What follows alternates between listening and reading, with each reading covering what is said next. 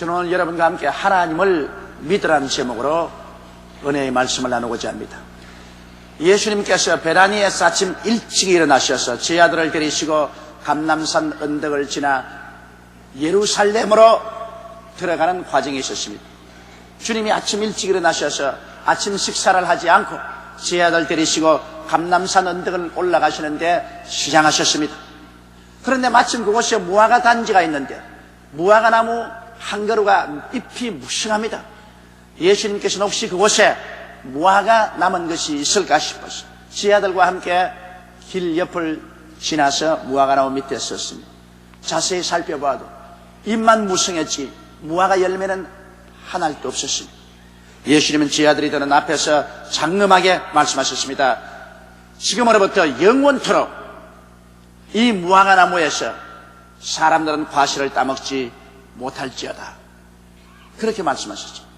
제 아들은 무심히 예수님이 무화과 열매가 없었으니까 속상해서 그렇게 말씀하시는 것보다 그러고 지나갔었습니다. 그리고 저녁이 되어서 다시 베다니로 들어와서 주무시고 그 이튿날 아침에 일찍이 또다시 예루살렘으로 가는 도중에 그 무화과 나무 밑을 지나가는데 베드로가 보니 무화과 나무가 뿌리채 말라버렸어요. 깜짝 놀랐어요. 어제 그렇게 싱그럽고 무성하던 무화과 나무가 이젠 뿌리채 말라버렸어요. 하도 신기해서 주여 주님께서 어제 저주하시는 무화과가 말랐나이다. 그렇게 말하죠. 예수님은 발걸음을 멈추시고 제 아들 보고 말씀하셨습니다. 하나님을 믿어라. 진실로 내가 너에게 이르노니 누구든지 산들어 명하여 바다에 던지오라 하고 그 말하는 것이 이룰 줄 마음에 믿고 의심하지 아니하면 그대로 되리라. 그러므로 다시 내가 내게 이르노니 무엇이든지 기도하고 구한 것은 받은 줄로 믿어라. 그리하면 그대로 되리라. 이렇게 말씀하시므로 신앙생활 중에 하나님의 기적을 가져올 수 있는 위대한 법칙을 예수님께서 여기에 해설해 놓으셨습니다.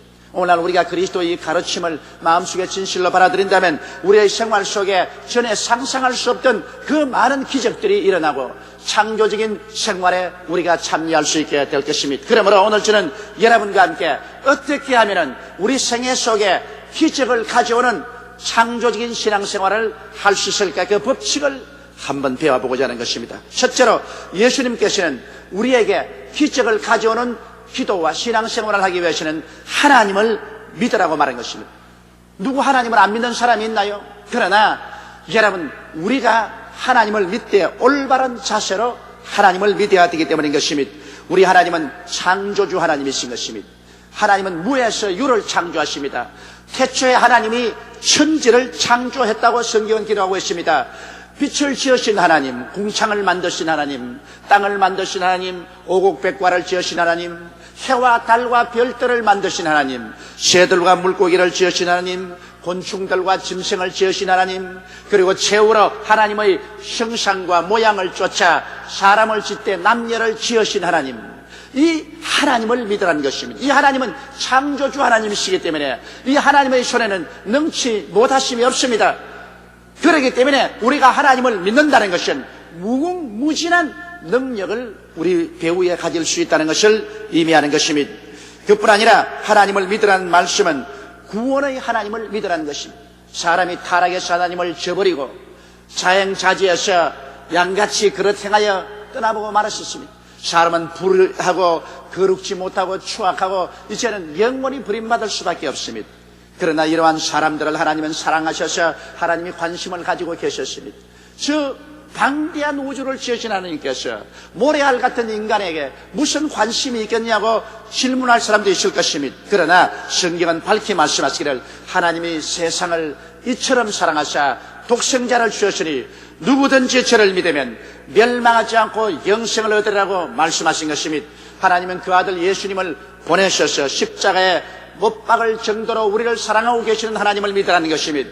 이 그리스도의 깨어진 몸과 흘리신 피를 통해서 우리의 죄를 사하시는 하나님, 우리와 원수된 담을 흘고 화목케 해서 성령을 주시는 하나님, 우리의 연약과 질병을 청산해 주시는 하나님, 저주에서 벗어나고 아브라함의 복에 참여하게 하신 하나님, 사망의 엄침한 골짜기에서 건져내고 흑암의 권세에서 해방시켜 주어서 찬란한 천국의 영광을 주시기를 원하시는 하나님, 이 하나님을 믿으라는 것입니다. 그러므로 하나님은 좋은 하나님이시라는 것을 우리에게 보여주는 것입니다. 하나님은 우리에게 적대 감정을 가졌거나 나쁜 감정을 가지시고 우리를 도적질하고 죽이고 멸망시키려고 벼르고 계시는 하나님이 아니라는 것입니다. 우리를 사랑하시아 우리에게 영혼이 잘됨같이 범사에 잘되며 강건하고 생명을 얻되 더 풍성히 얻게 하기를 원하시는 좋으신 하나님을 믿으라는 것입니다. 하나님이 좋으신 하나님으로 우리에게 관심을 가지시고 우리에게 사랑을 퍼부는 것을 알게 될 때 우리는 하나님을 신뢰할 수 있고 이 하나님을 의지할 수 있고 하나님 앞에 그리스도의 보배로운 피를 의지해서 담대하게 나설 수가 있는 것입니다. 이러므로 이 창조주 하나님의 이 무궁무진하신 사랑과 구원의 하나님을 우리가 믿어야만 된다는 것입니다. 그럴 뿐 아니라 이 하나님께서는 기적을 베푸시는 하나님이심을 믿어야 되는 것입니다. 오늘날 하나님께서 아무 기적도 베풀지 않는다면 우리는 하나님께 나가 기도할 필요가 없을 것입니다. 그러나 하나님께서 오늘날 또 우리 가운데 기적을 베푸시기 때문에 우리는 하나님 안에 소망을 가질 수가 있는 것입니다. 우리는 인생을 살아가면서 인간의 힘으로 풀 수 없는 아주 얼기설기 혼란하게 된 실타래 같은 삶을 체험할 때가 많습니다. 아무리 사람의 손으로 이것을 올바르게 정돈해 보려고 해도 안 됩니다. 이럴 때 기적을 행하시는 하나님께 나올 도리밖에 없습니다. 이는 힘으로도 되지 아니하고 능으로도 되지 아니하되 오직 하나님의 성령으로 되신다고 성경은 말씀하고 있는 것입니다. 이러기 때문에 우리는 하나님 앞에 나와서 기적을 기대할 수 있는 것입니다.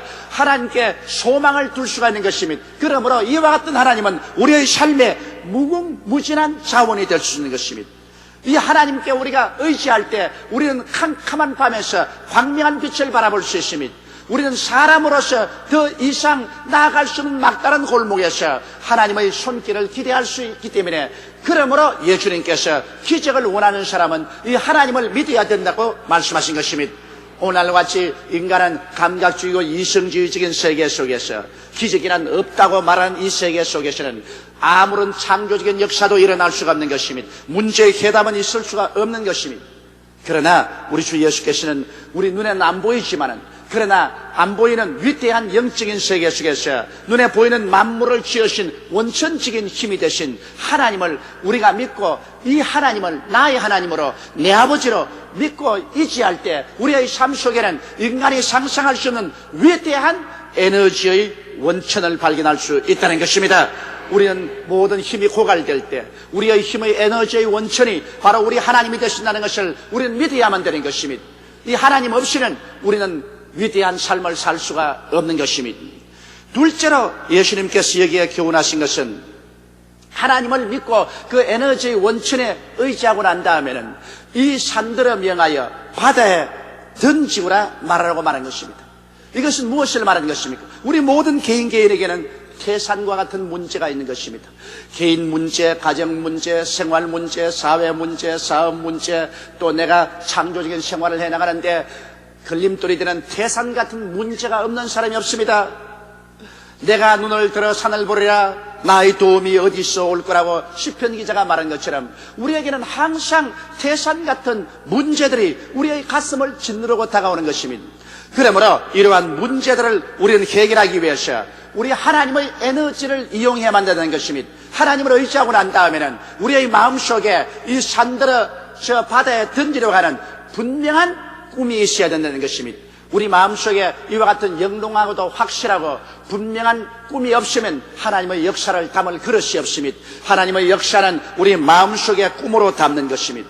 오늘 인생을 살면서 삶의 목표도 없고 방향도 없고 성취의 꿈도 없이 바람 부는 대로 물결 치는 대로 떠내려가는 사람이 많습니다. 이와 같이 떠내려가는 사람은 아무리 하나님의 에너지가 천지에 충만하게 있어도 이 사람을 위해서는 전혀 무용지물이 되고 마는 것입니다. 여러분의 생활 속에 삶의 목표가 있어야 됩니다. 그 목표에 따른 분명한 꿈이 있어야만 되는 것입니다. 이 산을 바다로 옮긴다는 그 영롱하고도 분명한 꿈이 마음속에 태동해야 하나님께서 역사할 수 있는 것입니다. 그러므로 여러분, 우리의 꿈은 우리 마음대로 꾸어서는 안 됩니다. 우리가 하나님께 엎드려서 하나님의 꿈을 받아들여야 되는 것입니다. 하나님은 여러분 개인에 대해서 깊은 관심을 가지고 계십니다. 하나님은 여러분 영혼이 잘됨같이 범사에 잘되고 강건하기를 간구합니다. 하나님은 여러분과 저를 위해서 모든 것을 예비해 놓으셨습니다. 고린도전서 2장 9절에 하나님이 자기를 사랑하는 자를 위해서 예비해 놓은 모든 것은 눈으로 보지 못하고 귀로 듣지 못하고 마음으로도 생각지 못하였다 함과 같음이라. 그러나 하나님의 성령이 이 모든 것을 우리에게 보이셨나니라고 말씀하고 있는 것입니다. 그러므로 우리 하나님께서는 우리 개개인에게 모두 다 예비하고 준비하고 계십니다. 모든 사람의 얼굴이 다 다르고 성격이 다른 것처럼 그에 따라서 하나님은 모든 사람의 운명의 갈 길을 이미 주님께서 예비해 놓고 있는 것입니다. 그러므로 우리가 하나님 앞에 분명한 목표와 꿈을 구하되 하나님의 뜻을 따라 구해야 되는 것입니다. 사도 바울 선생은 꿈이 있었습니다. 그는 아시아에 가서 복음을 전하겠다는 강렬한 꿈이 그 마음속에 불타고 있었습니다. 그래서 그는 아시아로 그 꿈을 따라 출발했지만은 막대한 하나님의 에너지는 그를 도와주지 않았었습니다. 왜냐하면 아버지에 대한 뜻은 바울이 아시아로 가는 것이 아니었었습니다. 그러므로 바울이 아무리 아시아로 가려 해도 하나님의 그 크신 성령의 능력, 하나님의 창조적 에너지를 가지고서 도와주지 않았었습니다. 아시아로 가려는 바울은 그 꿈이 좌절되고 말았습니다. 그러나 그는 또다시 다른 계획을 세웠습니다. 그는 비두니아에 가서 복음을 전하겠다는 목표를 세우고 찬란한 꿈을 가지고 비두니아로 출발했지만 역시 하나님께서 같이 하지 않으셨습니다. 그것은 바울의 꿈이었지 하나님이 원하는 꿈은 아니었습니다. 하나님은 바울을 위해서 정말 다른 길을 예비해 놓았는데 바울은 하나님의 예비한 꿈을 받아들이지 아니하고 자기 마음대로 가려고 했었습니다. 그래서 또 실패했습니다. 그래서 바울은 드로아에 내려가서 밤중에 하나님 앞에 기다리게 된 것입니다. 그럴 때 하나님께서 하나님이 예비한 꿈을 보여주셨습니다. 환상 가운데 바다 건너 마게도니아에서 마게도니아 사람이 일어나서 손을 가지고 초청을 합니다. 우리에게 와서 우리를 도우라. 바울은 거기에서 비로소 자기를 위해서 예비해 놓으신 하나님의 꿈을 알아냈었습니다. 그런 하나님의 꿈을 받아들이고 그 꿈 속에 온갖 정열을 가지고 나갈 때 우주를 지으신 하나님의 창조적인 에너지가 그를 도와주므로 그런 하나님의 능력으로 마게도니아로 건너간 이후 300년 이내에 그 거대한 로마 제국을 회개시켜 그리스도 앞에 무릎을 꿇도록 만드는 원천적인 복음 선교에 성공하고 말았던 것입니다. 이러므로 우리가 꿈을 구하되 하나님께서 우리를 위해서 예비해 놓은 꿈을 구해야 되는 것입니다. 여러분은 모두 다 하나님께서 원해서 이 세상에 태어나게 하십니다. 하나님이 원해서 예수께로 부르신 분들인 것입니다. 그러므로 여러분은 하나님께서 여러분을 위해서 모든 것을 예비해 놓고 계시는 사실을 마음속에 믿음으로 받아들이게 되시기를 주님 이름으로 축원합니다. 하나님은 야훼 이레십니다. 여러분을 위해서 모든 것을 예비하고 계신 하나님을 우리는 찾아야 되는 것입니다. 어떻게 하면 하나님의 뜻을 알고 하나님이 우리를 위해서 예비한 꿈을 알 수 있을까요? 그것은 자기 고집을 버려야 되는 것입니다. 타락한 인간은 그 무엇보다도 자기 고집 때문에 망합니다. 이미 자기가 원하는 바를 마음에 딱 정해놓고 난 다음에 하나님께 기도할 때도 눈을 막고 하나님 내가 정해놓은 대로만 복을 주시옵소서 그렇게 고함을 칩니다. 하나님은 여러분의 정한 대로 끌려가는 종이 아닙니다. 하나님은 주인이신 것입니다. 그러므로 우리가 하나님 앞에 나올 때 우리 마음속에 정한 고집을 깨뜨려야만 되는 것입니다. 우리 고집을 하나님 앞에서 깨뜨려서 이것을 내가 던져버리고 그리고 하나님의 뜻을 찾아야 되는 것입니다. 하나님이여 내게 손해가 오더라도 하나님의 뜻이면 받아들이겠습니다. 흥하든지 망하든지 성하든지 쇠하든지 살든지 죽든지 하나님의 뜻이면 내가 받아들이겠나이다는 이와 같은 겸허하고도 깨어진 마음의 자세를 가져야 됩니다.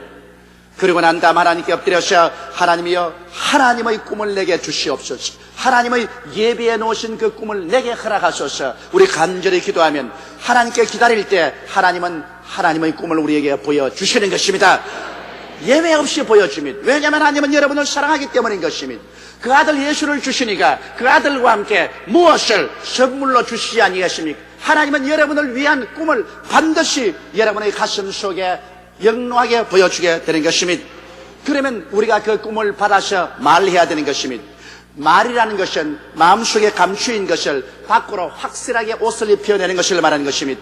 여러분 내용이 분명하고 확실한 꿈을 마음에 가지면은 그러면 분명하고 확실하게 그것을 입 밖으로 말을 해야 되는 것입니다. 비록 우리 마음속에 아무리 꿈을 가지고 있다 할지라도 이것을 입을 열어서 말하지 아니하면 그것은 아직까지 하나님의 창조적인 능력을 담을 그릇이 되지 못했습니다.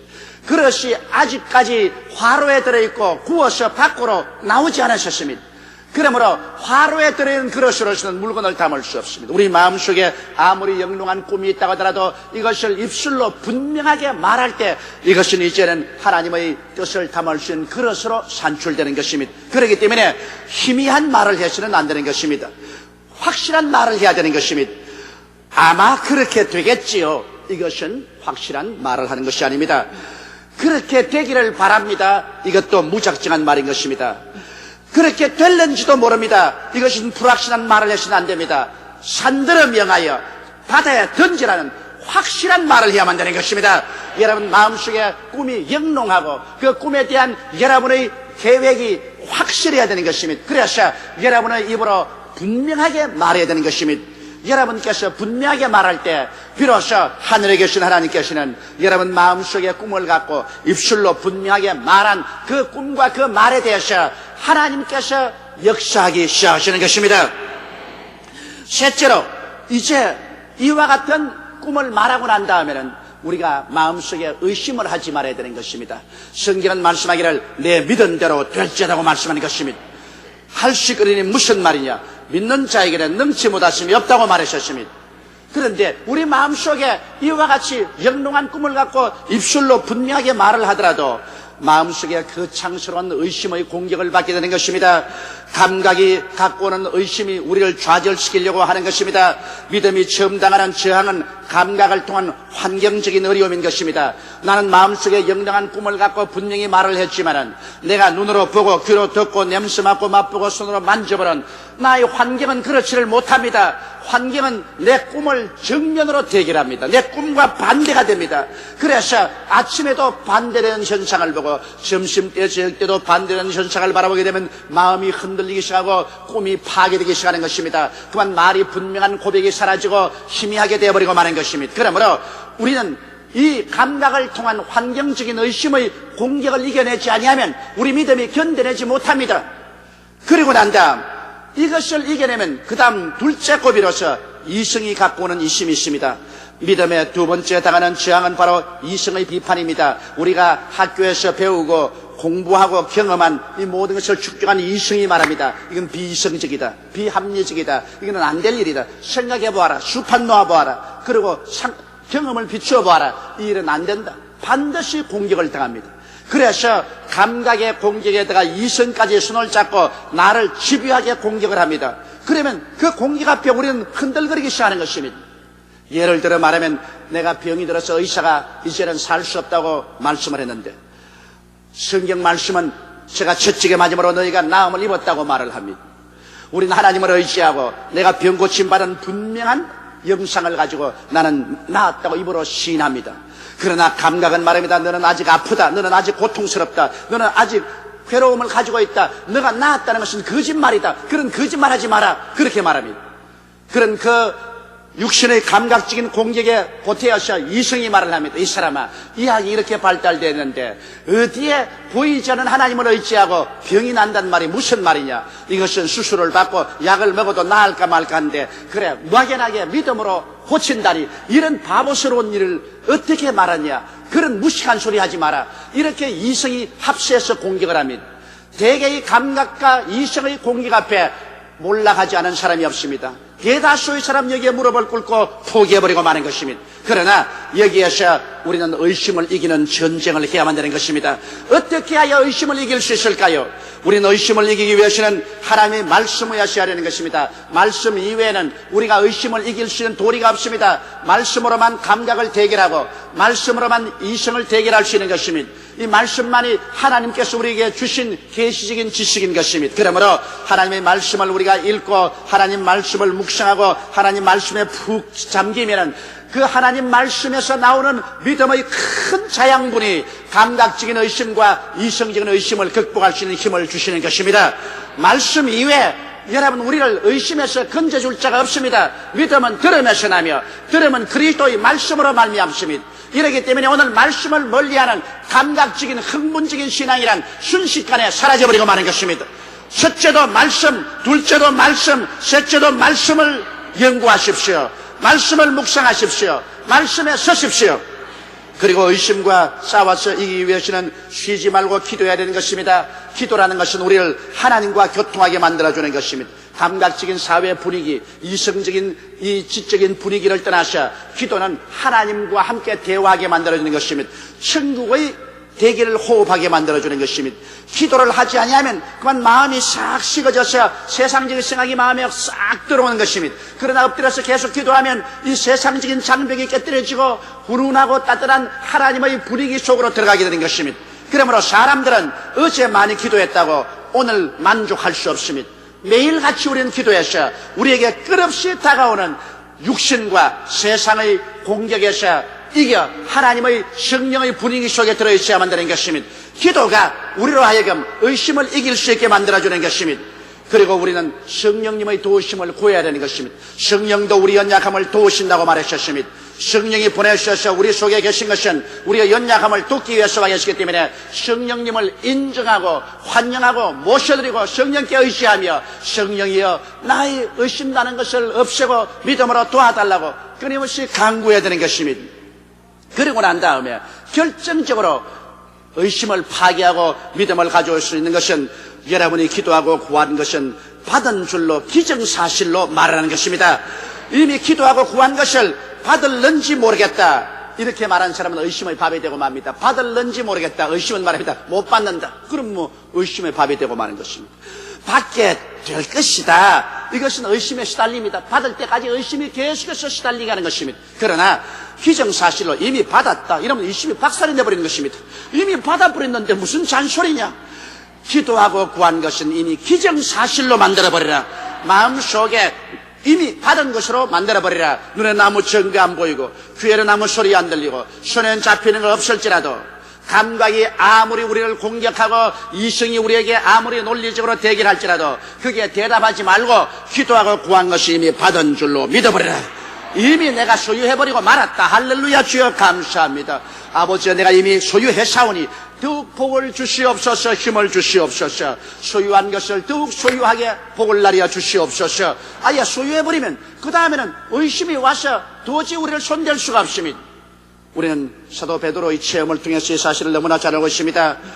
밤중에 파도 이런 바다에서 배를 타고 가다가 예수님이 파도를 타고 걸어오시면서 베드로를 보고 걸어오라고 말하셨습니다. 그는 물으러 걸어가기 위해서는 하나님의 기적과 이샤를 믿지 않고는 안 됩니다. 하나님 믿지 않고 사람이 어떻게 물으러 걸어갑니까? 베드로는 절대적으로 초자연적인 하나님의 에너지, 하나님의 기적을 믿었었습니다. 그러고 난 다음에 그는 분명한 꿈이 있었습니다. 예수님이 물으러 걸어오라고 했었습니다. 그러므로 그는 물으러 걸어간다는 목표와 그 분명한 마음의 영롱한 꿈을 가지고 있었습니다. 그러고 난 다음 그는 확실한 신앙 고백을 했습니다. 그가 배 밖으로 나가려고 할 때 제 아들이 못 간다. 이 밤중에 파도가 심히는데 너 갔다가 빠져 죽는다고 할 때 베드로는 나는 예수님께로 걸어간다고 분명한 신앙 고백을 그는 했던 것입니다. 그래서 그는 물으러 걷기 시작했으나 그 다음 의심의 희생이 되어버리고 말한 것입니다. 왜냐하면 바람과 파도가 침해 그만 예수님이 오라는 말씀에 서지 아니하고 그는 말씀을 묵상하지 아니하고 바람과 파도를 바라보았었습니다. 또 바람과 파도가 올 때 주님께 끊임없이 기도를 했으면 도움을 받을 텐데 그는 기도하지 않았었습니다. 그리고 이미 그는 나는 물으러 걸었으니 끝까지 예수님께 이미 걸어갔다고 자신을 가져버렸으면 좋은데 나는 못 걸어간다고 생각했었습니다. 그는 받은 줄로 믿지 않고 못 받은 줄로 믿었었습니다. 나는 물에 빠져 죽는다고 생각했습니다. 그러므로 그는 물에 빠져버리고 말한 것입니다. 여러분 믿음의 역사라는 것은 우리 마음속에 올바른 법칙으로 사용하면 그것이 우리에게 기적을 가져오지만은 우리가 그 믿음을 상실해버리면 하나님의 기적은 우리에게서 떠나가버리고 마는 것입니다. 우리가 예수를 믿음으로 말미암아 구원을 받아 천국은 갑니다. 그러나 우리의 삶 속에 수많은 일들에게 기적적인 체험을 할 수 있는데도 불구하고 우리가 그 체험을 못하는 것은 믿음의 법칙을 활용하지 않기 때문에 그러한 것입니다. 그러므로 오늘 저는 여러분에게 간구합니다. 여러분께서 하나님을 믿으십시오. 천지를 지으신 하나님, 우리를 구원하신 하나님, 기적적으로 에너지를 우리에게 공급하고 우리에게 역사해 주신 하나님을 믿으십시오.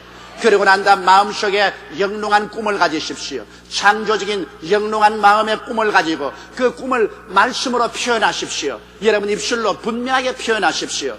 그러고 난 다음에 세 번째로 믿으십시오. 여러분 마음에 믿으십시오.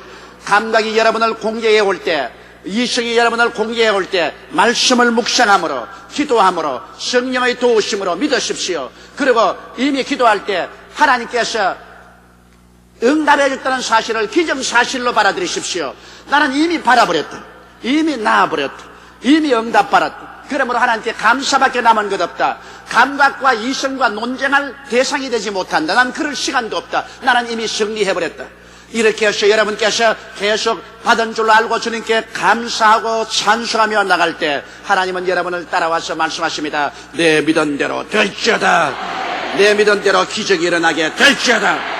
우리는 기적을 체험할 수 있으며 우리의 생활 속에 위대한 창조를 체험할 수 있는 것입니다. 다 같이 고개 숙여 기도드리겠습니다. 전능하시고 거룩하신 하나님 우리 아버지, 우리 운명을 변화시키고 환경을 변화시킬 위대한 하나님의 에너지가 이 우주에 꽉 들어 차 있습니다. 하나님의 에너지인 보혜사 성령께서 우리 가운데 와 계십니다. 이 하나님의 능력을 의지해서 우리는 운명과 환경을 변화시킬 수가 있습니다. 그것이 아버지의 믿음입니다. 하나님 아버지, 오늘 원하와 기도하오니 우리 주 예수께서 마른 무화과나무 밑에서 제자들에게 교훈하신 것처럼 이 교훈이 우리의 영혼을 변화시키게 도와주시옵시고 우리의 삶에 하나님의 위대한 능력을 가져오게 도와주시옵소서. 야훼 하나님이여, 오늘 우리는 각자 모두 다 분명한 마음의 꿈을 갖게 도와주시옵소서. 그 꿈을 분명하게 입으로 표현할 수 있게 확실성을 가지게 도와주시옵소서. 아버지 하나님이시, 그리고 우리는 기도할 때 항상 이미 응답을 받았다는 기정사실로 기도하게 도와주시옵소서. 이미 바란 것을 하나님께 감사하고 이미 바란 것을 더 받게 해달라고 기도하게 도와주시옵소서. 의심이 들어올 틈을 주지 말게 도와주시옵소서. 이러므로 모든 일에 하나님의 영광을 체험하게 도와주시옵소서. 우리 주 예수님 이름으로 기도드리옵나이다. 아멘.